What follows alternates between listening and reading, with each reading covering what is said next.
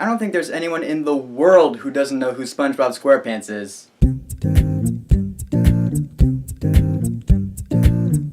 The SpongeBob movie Sponge Out of Water. So this SpongeBob movie is exactly as it sounds. It's a movie centered around SpongeBob SquarePants and all of his friends. You know, the characters that we know and love from the hugely successful Nickelodeon franchise that has been going on since 1999. And here's how I am with the TV show. I never watched it on a regular basis as I was growing up. I'll admit, most of my childhood TV-wise was Disney Channel. But if nothing good was on and SpongeBob was on Nick, then yeah, I'd flip it on. I'm not saying I didn't like the show. I love me some good old SpongeBob. Who doesn't? It just wasn't my first choice to watch when I was younger. But of course we all know the characters, they're classic characters, and they're all in this movie. Mr. Krabs and Sandy and Plankton. So in this movie, Plankton is once again trying to steal the Krabby Patty formula from the Krusty Krab, which is where SpongeBob works. You remember that training video episode, don't you? And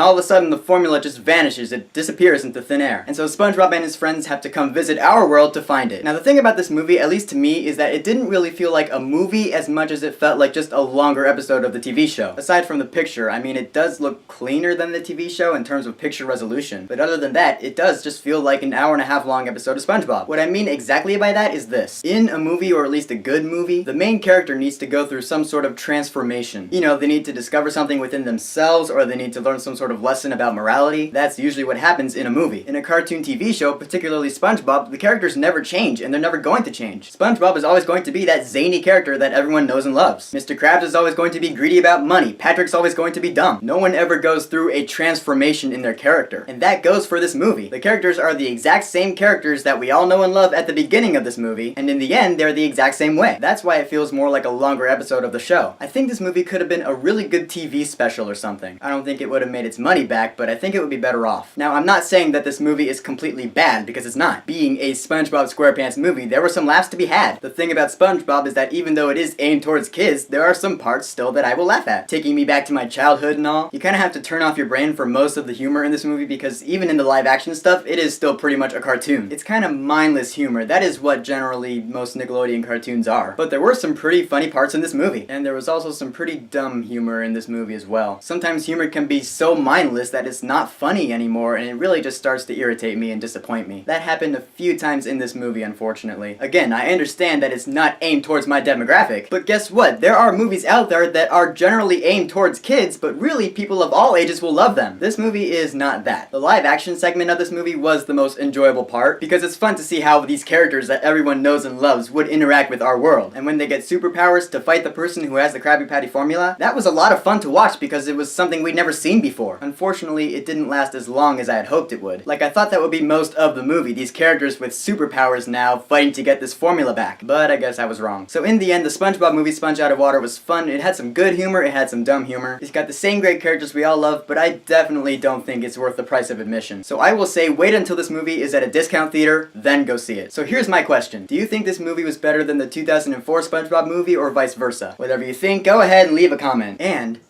don't forget to subscribe.